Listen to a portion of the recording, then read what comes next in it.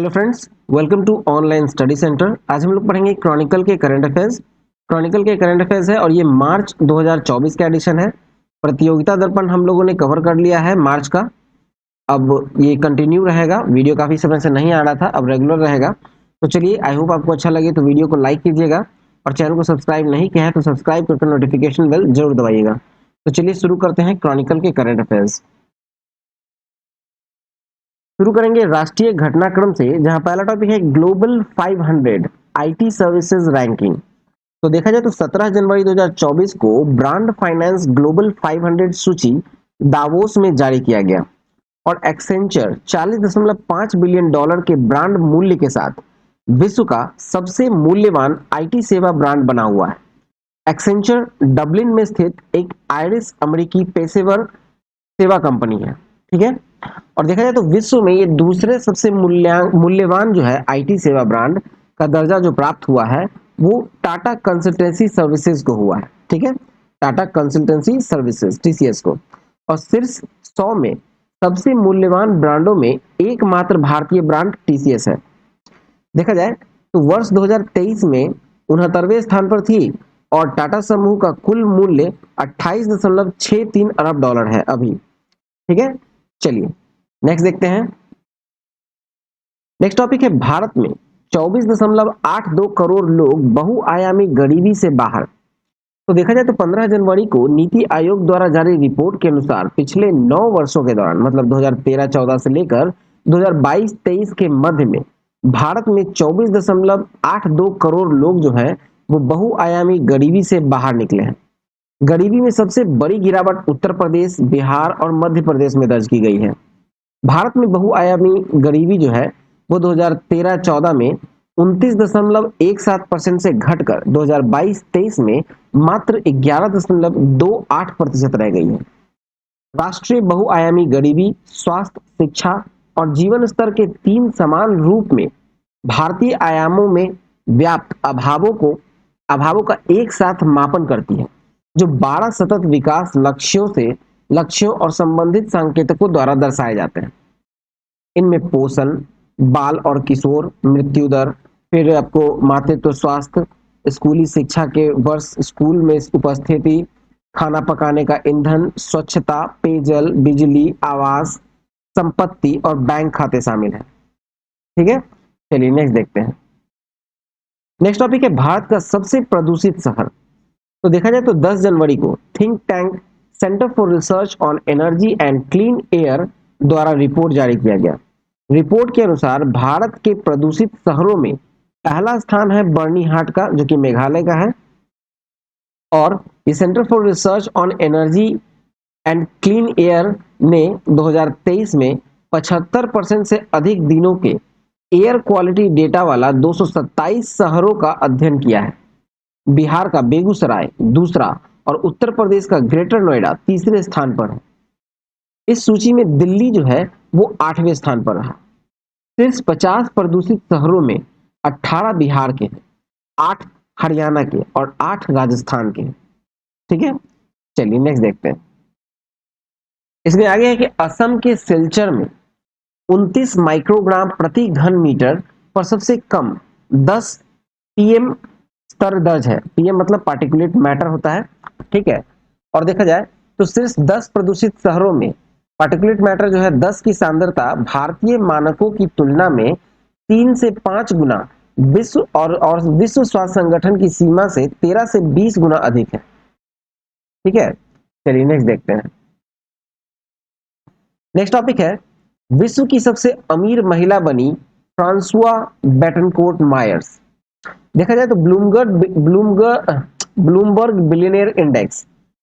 Billionaire index के अनुसार अगर देखें तो फ्रांसुआ बेटनकोर्ट मायर्स जो है वो विश्व की सबसे अमीर महिला बन गई है। इनकी संपत्ति जो है वो 100 अरब डॉलर यानी 100.1 बिलियन डॉलर है। ठीक है, और मायर्स जो है वो विश्व की सबसे बड़ी कॉस्मेटिक कंपनी लॉरियाल की उत्तराधिकारी है। मायर्स और उनके परिवार के पास लॉरियाल में 34% की हिस्सेदारी है। मायर्स जो है वो विश्व की अमीरों की लिस्ट में 12वें नंबर पे आ चुकी है। इस सूची में 229 बिलियन डॉलर की संपत्ति के साथ एलन मस्क शीर्ष स्थान पर है। ठीक है, चलिए नेक्स्ट टॉपिक देखते हैं।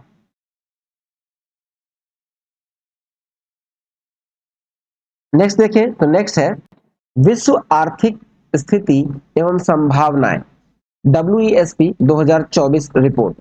तो देखा जाए तो 4 जनवरी 2024 को आर्थिक एवं सामाजिक मामलों के यूएन विभाग ने विश्व आर्थिक स्थिति एवं संभावनाएं 2024 यानी कि world economic situation and prospect नामक रिपोर्ट प्रकाशित की।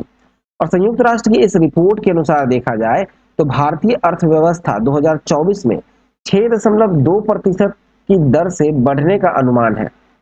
मजबूत घरेलू मांग और विनिर्माण और सेवा क्षेत्रों में मजबूती से भारत की आर्थिक वृद्धि दर में बढ़त का अनुमान लगाया गया है। यूएन ने 2023 में भारत की जीडीपी वृद्धि दर 6.3% रहने का अनुमान जताया था। हालांकि वर्ष 2025 में भारत के सकल घरेलू उत्पाद यानी जीडीपी के 6.6% रहने का अनुमान है।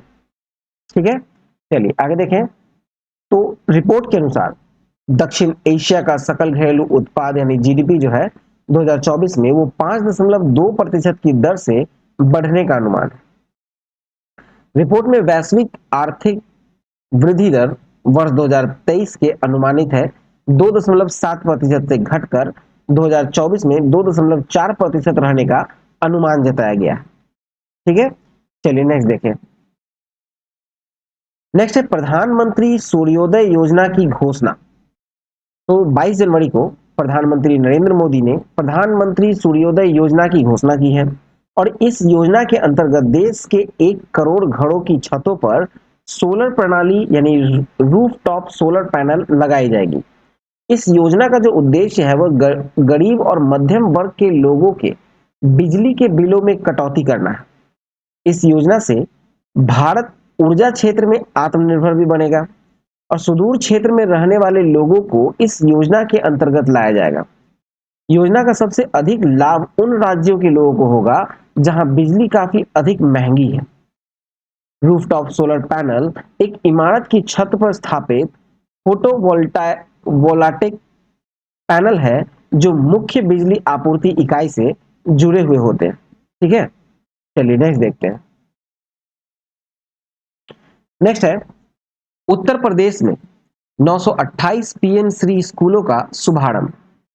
तो देखा जाए तो 4 जनवरी 2024 को केंद्रीय शिक्षा तथा कौशल विकास एवं उद्यमिता मंत्री धर्मेंद्र प्रधान ने उत्तर प्रदेश के मुख्यमंत्री योगी आदित्यनाथ के साथ उत्तर प्रदेश में 928 पीएम श्री स्कूलों का शुभारंभ किया।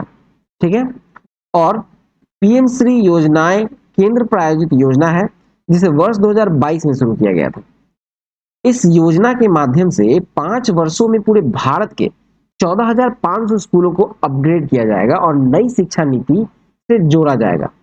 ठीक है, और राज्य में जो पीएम श्री के तहत 1000 से अधिक स्कूलों का उन्नयन और आधुनिकीकरण इस दिशा में एक कदम है। ठीक है, और पहले चरण में उत्तर प्रदेश में 928 सरकारी स्कूलों को पीएम श्री योजना में शामिल किया है और जिसमें 81 केंद्रीय और जवाहर नवोदय विद्यालय इसमें शामिल है। ठीक है, चलिए नेक्स्ट देखते हैं।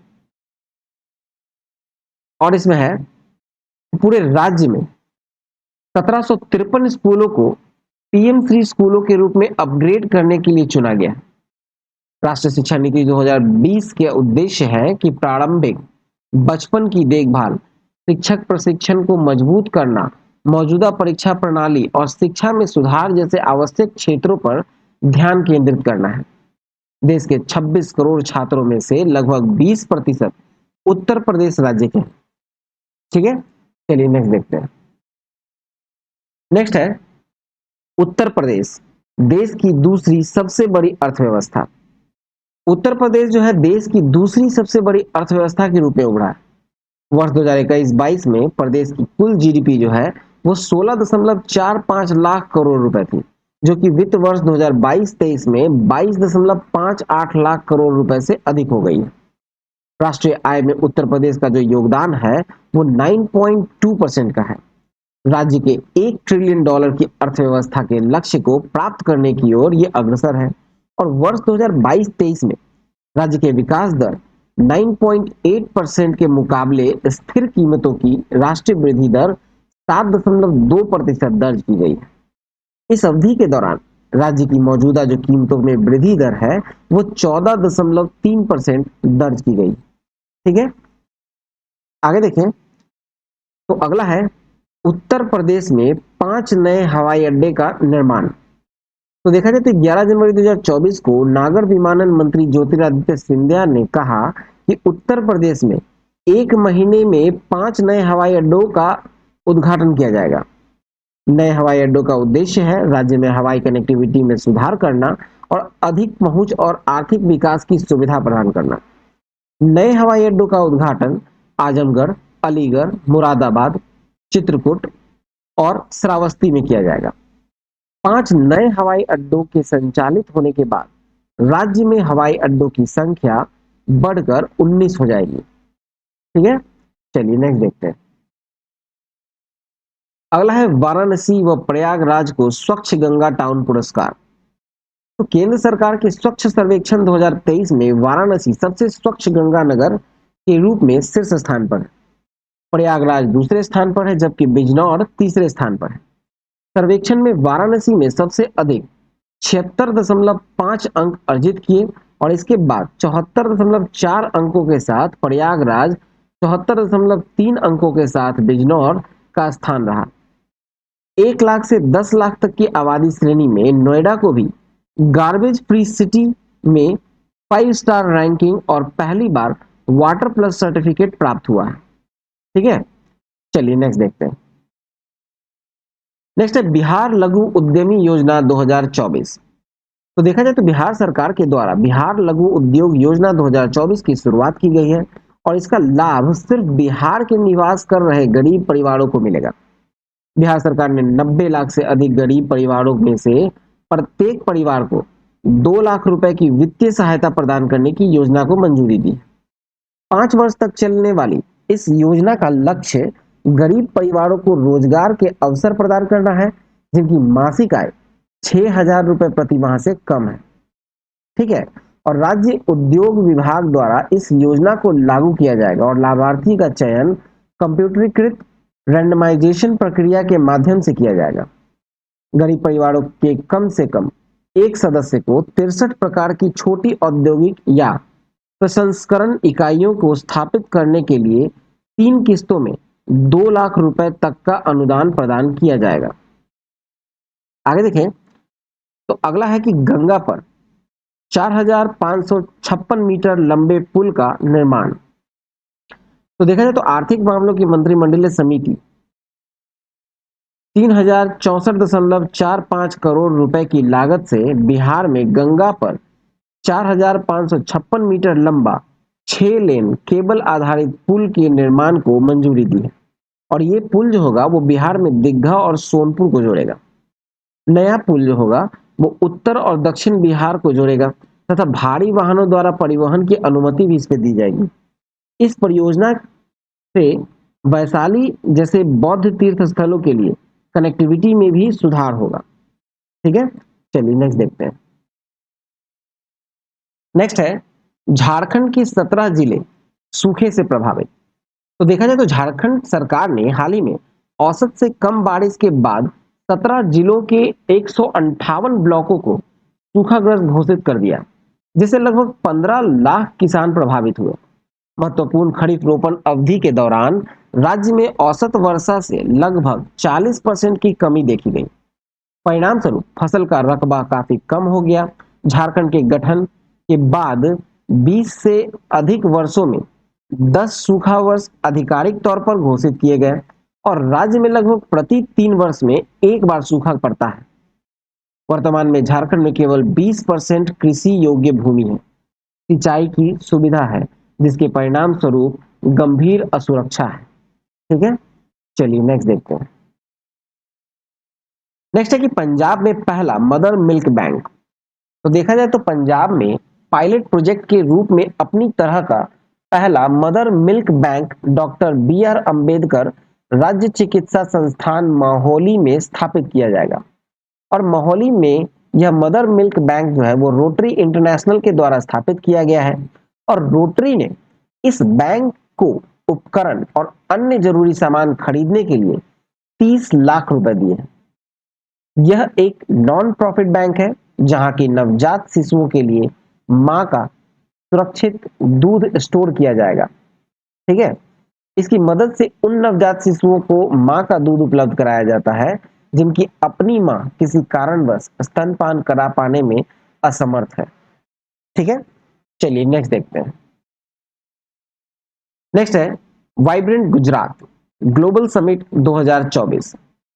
तो 10 से 12 जनवरी को गुजरात के गांधीनगर में वाइब्रेंट गुजरात समिट 2024 के 10वें संस्करण का आयोजन किया गया। प्रधानमंत्री नरेंद्र मोदी ने 10 जनवरी को 2024 को समिट का उद्घाटन किया और ग्लोबल समिट में 34 भागीदारी देश और 16 भागीदार संगठनों ने भाग लिया। मुख्य अतिथि थे संयुक्त अरब अमीरात के राष्ट्रपति मोहम्मद बिन जायद। थीम है gateway to the future. Summit की मुख्य घोषणाएं अगर देखें तो इस कार्यक्रम में रिलायंस इंडस्ट्रीज के चेयरमैन मुकेश अंबानी ने हजीरा में भारत की पहली कार्बन फाइबर फैसिलिटी स्थापित करने की घोषणा की है। ठीक है, और अदानी ग्रुप के चेयरमैन गौतम अदानी ने कच्छ में खावरा में 30 गीगावाट का नवीकरणीय ऊर्जा प्लांट लगाने की घोषणा की है। टाटा ग्रुप के चेयरमैन है एन चंद्रशेखर ने गुजरात के धोलेरा में सेमीकंडक्टर फैक्ट्री की योजना की घोषणा की है और लक्ष्मी मित्तल की कंपनी आर्सलर मित्तल ने हजीरा में 24 मिलियन टन स्टील उत्पादन करने वाली साइट शुरू करने की घोषणा की है। चलिए नेक्स्ट देखते हैं। अगला टॉपिक है तमिलनाडु ग्लोबल इन्वेस्टर्स मीट 2024। देखा जाए तो 7 जनवरी को तमिलनाडु के मुख्यमंत्री एम के स्टालिन और केंद्रीय मंत्री पीयूष गोयल ने चेन्नई में 2 दिवसीय ग्लोबल इन्वेस्टर मीट 2024 का उद्घाटन किया और यह सम्मेलन जो है वो तमिलनाडु को वर्ष 2030 तक $1 ट्रिलियन की अर्थव्यवस्था बनने का उद्देश्य के तहत आयोजित किया गया है। इस निवेश से राज्य में प्रत्यक्ष और परोक्ष रूप से करीब 26.9 लाख नौकरियों का सृजन हो सकता है। सिंगापुर, अमेरिका, ऑस्ट्रेलिया, फ्रांस और मलेशिया इस सम्मेलन की भागीदार देशों में शामिल है। प्रमुख निवेशक है टाटा पावर ने तमिलनाडु में 10 गीगावाट सौर और पवन ऊर्जा क्षमता विकसित करने के लिए 70,000 करोड़ रुपए के निवेश की घोषणा की है। ठीक है, और अदानी समूह ने राज्य में निवेश के 3 समझौता पत्रों पर हस्ताक्षर किए हैं जिनके जरिए कुल 41,200 करोड़ रुपए निवेश होगा। इनमें एक सीमेंट ग्राइंडिंग इकाई की स्थापना, दूसरा पंप स्टोरेज प्लांट की शुरुआत और तीसरा हाइपर स्केल डेटा सेंटर की स्थापना शामिल है। ठीक है, चलिए नेक्स्ट देखते हैं। नेक्स्ट है विंग्स इंडिया 2024। तो देखा जाए तो 18 से 21 जनवरी को भारत का सबसे बड़ा नागरिक उड्डयन कार्यक्रम विंग्स इंडिया 2024 हैदराबाद की बेगमपट हवाई अड्डे पर आयोजित किया गया। इस कार्यक्रम में विमान उद्योग के सबसे नवीन विमानन प्रौद्योगिकी और मशीनरी का प्रदर्शन किया गया है और यह कार्यक्रम जो है वो नवाचार, साझेदारी और उड़ान के भविष्य पर भी ध्यान केंद्रित करेगा। प्रदर्शनी में हिंदुस्तान एरोनॉटिक लिमिटेड ने अपने स्वदेशी नागरिक प्लेटफॉर्म जैसे कि हिंदुस्तान 228 विमान और उन्नत नागरिक हेलीकॉप्टर ध्रुव का प्रदर्शन किया। चलिए नेक्स्ट देखें। नेक्स्ट है तितली की नई प्रजाति कंजाइंड सिल्वर लाइन। देखा जाए तो 15 जनवरी को national centre for biological sciences Bengaluru के द्वारा जारी एक वक्तव्य के अनुसार संस्थान के वैज्ञानिकों ने पश्चिमी घाट के जैव विविधता वाले हिस्से कोडागू जिले के घने जंगलों में तितली की एक नई प्रजाति कंजाइंड सिल्वर लाइन की खोज की है। इस प्रजाति का जो वैज्ञानिक नाम है वो है सिगारिटिस कंजक्टा। ठीक है, सिगारिटिक्स कंजक्टा। और इस खोज से संबंधित निष्कर्ष जुटेक्सा नामक जर्नल में प्रकाशित किए गए। लाइकेनिडाई परिवार के अंतर्गत सिल्वर लाइन तितलियों की तरह नई प्रजाति छोटी है और इसके पंखों का फैलाव 1 इंच से भी कम है। पंखों के नीचे की तरफ विशिष्ट जुड़े हुए बैंड का पता चलता है, जिसके कारण इसे कंजॉइंट सिल्वर लाइन नाम दिया गया। ठीक है, चलिए नेक्स्ट देखते हैं। नेक्स्ट है, सोशल ऑडिट सलाहकार निकाय की पहली बैठक कहां आयोजित की गई? तो ये आयोजित की गई है नई दिल्ली में। अगला है, आकाशवाणी ने किसी एक नए चैनल का शुभारंभ किया। तो किसी एक नए चैनल का शुभारंभ किया, वो है आराधना। ठीक है, और यहां से दूसरा क्वेश्चन हो जाएगा, किस राज्य को वर्ष 2022 के लिए शीर्ष कार्य निष्पादन करने वाले राज्य का राष्ट्रीय स्टार्टअप पुरस्कार प्रदान किया गया? ये प्रदान किया गया है मेघालय को। नेक्स्ट है, रक्षा लोक सेवा इकाई भारत इलेक्ट्रॉनिक्स लिमिटेड की केंद्रीय अनुसंधान प्रयोगशाला के अत्यधिक सभागार अभिज्ञान का उद्घाटन कहाँ किया गया? ये किया गया है गाजियाबाद में। चलिए नेक्स्ट देखें। अब मूव करते हैं अंतरराष्ट्रीय घटनाक्रम की ओर, जहां पहला है विलियम लाई, ताइवान के नए राष्ट्रपति। तो देखा जाए तो चीनी गणराज्य ताइवान के मतदाताओं ने संप्रभुता समर्थक उम्मीदवार विलियम लाई चिंगपे को राष्ट्रपति के रूप में चुना। लाई वर्तमान में ताइवान के उपराष्ट्रपति। लाई को लगभग 40% वोट मिले, और जबकि कुओमिंगतांग को और ताइवान के पीपुल्स पार्टी को उम्मीदवारों को क्रमशः 33% और 26% वोट मिले। चीन ने लाई को अलगाववादी और ताइवान की स्वतंत्रता का समर्थक बताया। विलियम लाई पहले राष्ट्रपति उम्मीदवार हैं जिन्हें 50 लाख वोट मिले। ठीक है, चलिए नेक्स्ट देखें। नेक्स्ट है विश्व आर्थिक मंच शिखर सम्मेलन। तो ये देखा जाए तो 15 से 19 जनवरी 2024 तक स्विट्जरलैंड के दावोस में विश्व आर्थिक मंच की 54वीं वार्षिक बैठक का आयोजन किया गया। सम्मेलन का विषय है विश्वास का पुनर्निर्माण, यानी कि रीबिल्डिंग ट्रस्ट। इस सम्मेलन में विश्वास के पुनर्निर्माण के आदर्श वाक्य के साथ भू राजनीति, एआई यानी कि आर्टिफिशियल इंटेलिजेंस के भविष्य और जलवायु परिवर्तन पर विशेष चर्चा की गई। भारत में शिखर सम्मेलन में लैंगिक समानता और बराबरी के लिए ग्लोबल गुड अलायंस गठबंधन का शुभारंभ किया गया। डब्ल्यूईएफ के संस्थापक और अध्यक्ष क्लास श्वाब ने इस पहल को पूर्ण समर्थन के साथ भागीदार बनने की पेशकश की। विश्व आर्थिक मंच की वार्षिक बैठक में भारत ने वसुधैव कुटुंबकम की भावना के साथ भाग लिया। ठीक है, चलिए नेक्स्ट देखते हैं।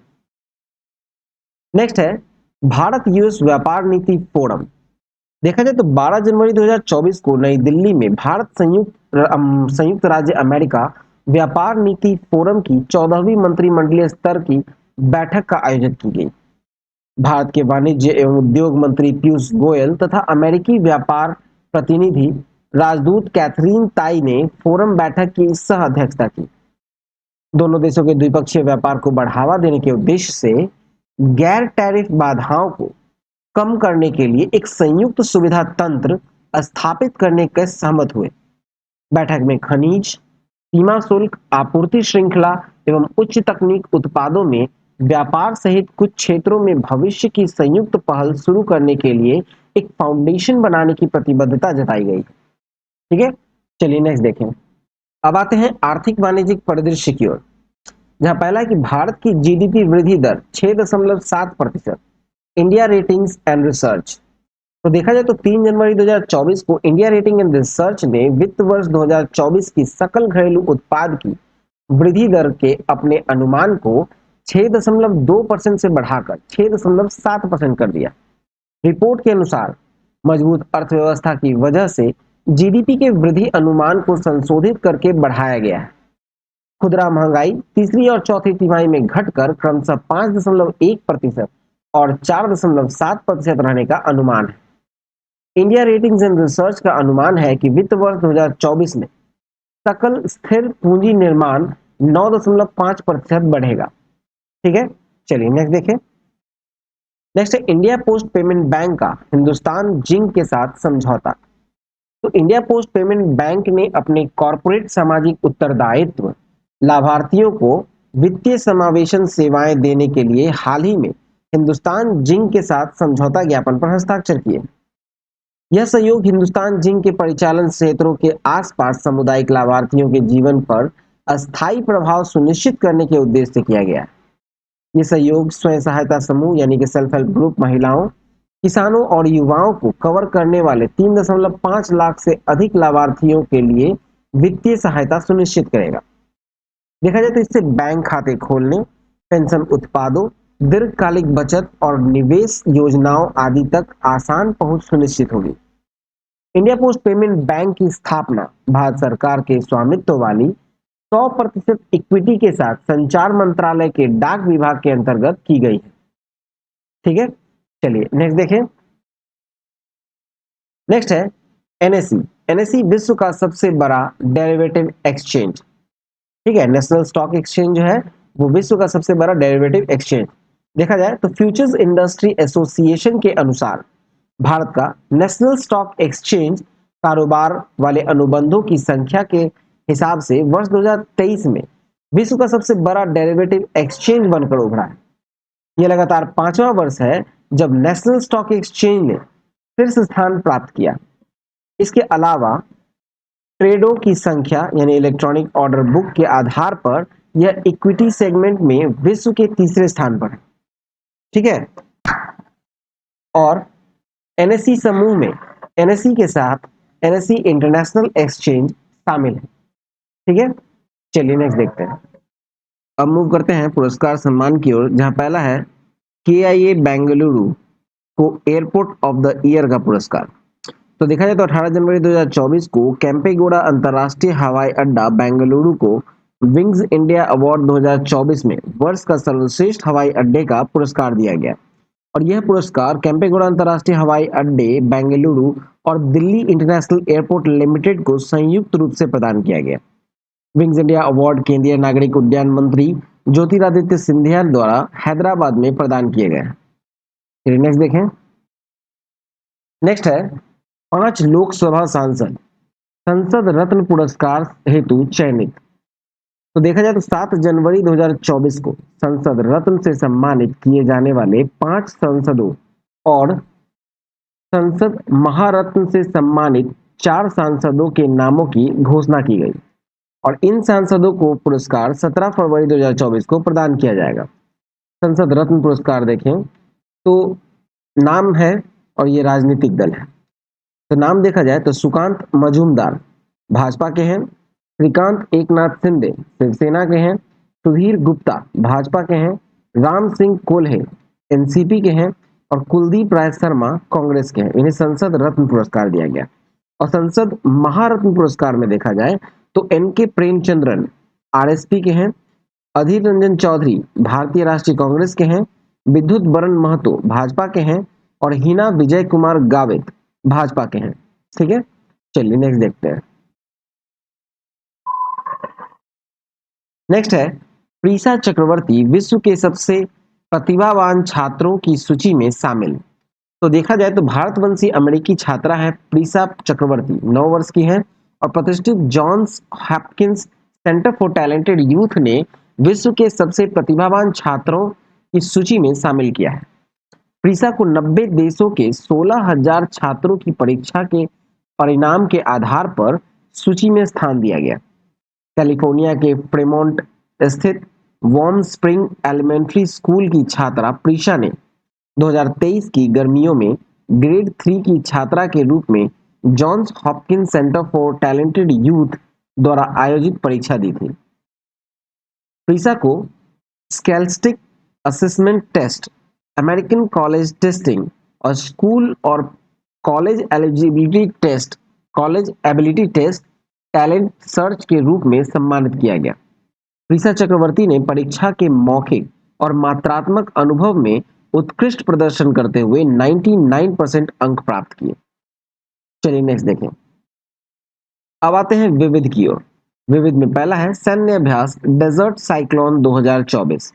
तो ये 2 जनवरी से 15 जनवरी तक हुआ। राजस्थान के थार रेगिस्तान में भारत और संयुक्त अरब अमीरात की सेनाओं के मध्य संयुक्त सैन्य अभ्यास डेजर्ट साइक्लोन 2024 का आयोजन किया गया।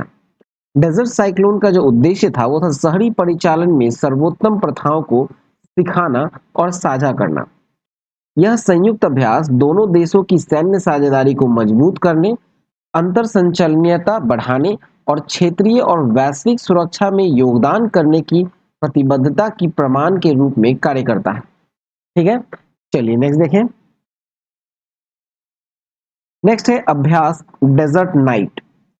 23 जनवरी 2024 को भारतीय वायुसेना ने फ्रांसीसी वायुसेना और यूएई वायुसेना के साथ अभ्यास डेजर्ट नाइट का आयोजन किया। अभ्यास के दौरान आईएएफ ने SU-30 MKI, MiG-29, Jaguar, AWACS C-130J को मैदान में उतारा। फ्रांसीसी वायु और अंतरिक्ष बल में राफेल लड़ाकू विमान और एक मल्टी रोल टैंकर ट्रांसपोर्ट शामिल थे, जबकि संयुक्त अरब अमीरात वायुसेना ने F-16 को मैदान में उतारा था। डेजर्ट नाइट अभ्यास मुख्य रूप से तीनों वायुसेनाओं के बीच तालमेल और अंतर संचालियता बढ़ाने के लिए केंद्रित किया गया था। ठीक है, चलिए नेक्स्ट देखें। नेक्स्ट है अभ्यास सहयोग काइजिन। तो ये 12 जनवरी 2024 को चेन्नई के तट के निकट भारतीय तटरक्षक और उसके जापानी समकक्ष द्वारा संयुक्त अभ्यास सहयोग का आयोजन का 13वां संस्करण आयोजित किया गया। बंगाल की खाड़ी में सहयोग काइजिन कोड नाम से संयुक्त अभ्यास में उन्नत उपकरणों से लैस ICGS शौर्य और JCGS याशिमा ने MT मत्स्य दृष्टि और MV अन्वेषिका के चालक दल को बचाने के लिए कार्रवाई की। इस अभ्यास के तहत संकट में फंसे जहाज के चालक दल को बचाने के लिए तुरंत कदम उठाया गया। यह अभ्यास 2006 में हस्ताक्षरित सहयोग ज्ञापन MOC के तहत दोनों देशों के बीच चल रहे सहयोग का एक हिस्सा है। ठीक है, चलिए नेक्स्ट देखें। अब आते हैं पुस्तक की ओर। तो पहला है the professionals handbook to ChatGPT. इसके लेखक हैं वी पट्टाभिराम और डुंगरू चंद यू जैन। फिर नेक्स्ट है द रिवर्स स्विंग। इसके लेखक हैं अशोक टंडन। फिर है the lords of the Wankhede. इसके लेखक हैं WV रमन और R कौशिक। फिर है सचिन A50। इसके लेखक हैं बोरिया मजूमदार।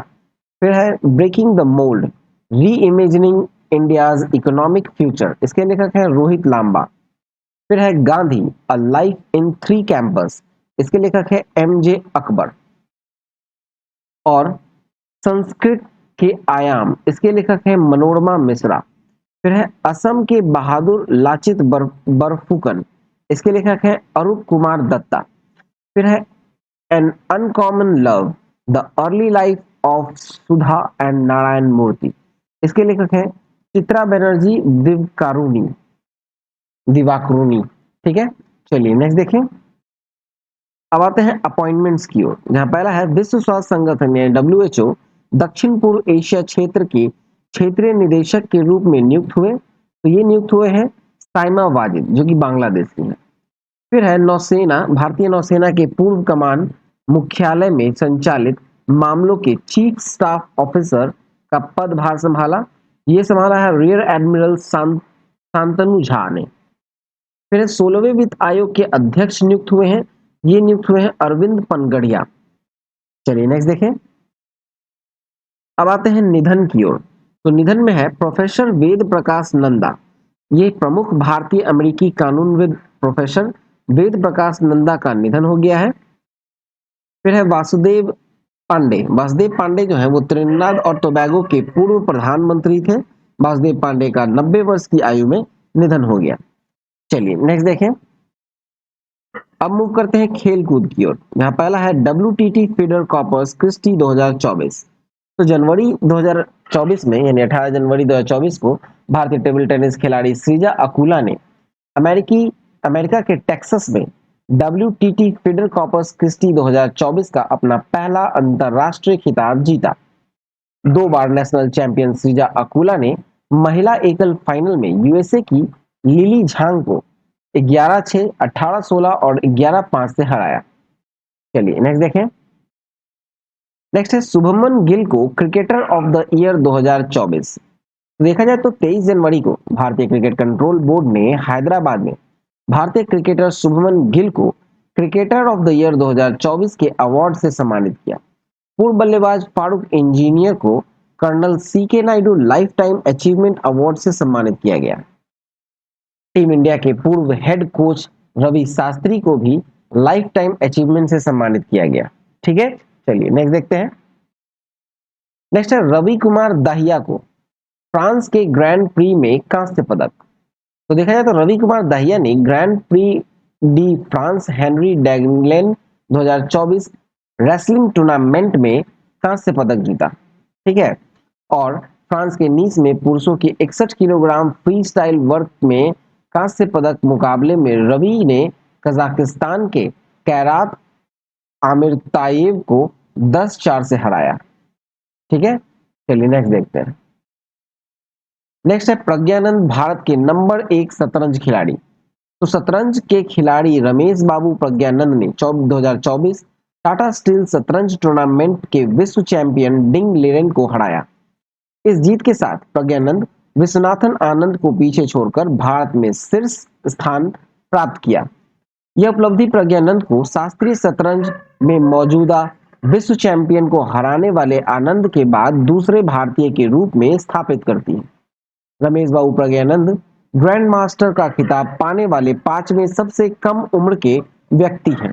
चलिए नेक्स्ट देखते हैं। नेक्स्ट है खेलो इंडिया युवा खेल प्रतियोगिता 2023 में महाराष्ट्र के आर्यन दावंडे ने लड़कों की आर्टिस्टिक ऑलराउंड प्रतिस्पर्धा में कौन सा पदक जीता? तो ये जीता है स्वर्ण पदक। फिर नेक्स्ट है प्रधानमंत्री नरेंद्र मोदी ने 19 जनवरी 2024 को खेलो इंडिया गेम्स 2023 का उद्घाटन कहाँ किया?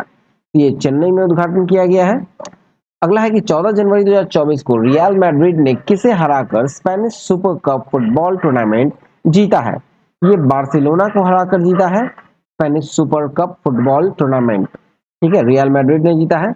और 9 जनवरी को देखा जाए तो हॉकी इंडिया ने हाई परफॉर्मेंस डायरेक्टर के रूप में किसे नियुक्त किया है? तो ये नियुक्त किया है नीदरलैंड के हरमन क्रूज को। ठीक है, चलिए नेक्स्ट देखते हैं। अब मूव करेंगे दिवस की ओर, जहां पहला है कि 1 जनवरी को वैश्विक परिवार दिवस मनाया गया, जिसका थीम था लचीले भविष्य का निर्माण करने वाले परिवार। फिर 1 जनवरी को विश्व शांति दिवस भी मनाया गया। 4 जनवरी को मनाया गया विश्व ब्रेल दिवस, जिसका थीम है समावेश और विविधता के माध्यम से सशक्तिकरण। फिर 5 जनवरी को मनाया गया है राष्ट्रीय पक्षी दिवस, जिसका थीम है लड़ाई का अधिकार, राइट टू फाइट। फिर 6 जनवरी को मनाया गया विश्व युद्ध अनाथ दिवस। 9 जनवरी को मनाया गया है प्रवासी भारतीय दिवस, जिसका थीम है प्रवासी अमृत काल में भारत की प्रगति के लिए विश्वसनीय भागीदार। 10 जनवरी को मनाया गया है विश्व हिंदी दिवस, थीम है हिंदी पारंपरिक ज्ञान के कृत्रिम बुद्धिमत्ता तक। 11 जनवरी को मनाया गया है राष्ट्रीय मानव तस्करी जागरूकता दिवस। 12 जनवरी को मनाया गया है राष्ट्रीय युवा दिवस, जिसका थीम है it's all in the mind. 15 जनवरी को मनाया गया है भारतीय सेना दिवस, जिसका थीम है राष्ट्र की सेवा। 16 जनवरी को मनाया गया है राष्ट्रीय स्टार्टअप दिवस। 23 जनवरी को मनाया गया है पराक्रम दिवस। 24 जनवरी को मनाया गया अंतरराष्ट्रीय शिक्षा दिवस, जिसका थीम है अस्थायी शांति के लिए सीखना। 24 जनवरी को मनाया गया है राष्ट्रीय बालिका दिवस। 25 जनवरी को मनाया गया है राष्ट्रीय पर्यटन दिवस, जिसका थीम है स्टेबल जर्नी टाइमलेस मेमोरी। 25 जनवरी को मनाया गया राष्ट्रीय मतदाता दिवस, जिसका थीम है वोट जैसा कुछ नहीं, वोट जरूर डालेंगे हम। 26 जनवरी को मनाया गया है भारत का गणतंत्र दिवस, जिसका थीम है विकसित भारत और भारत लोकतंत्र की मातृका।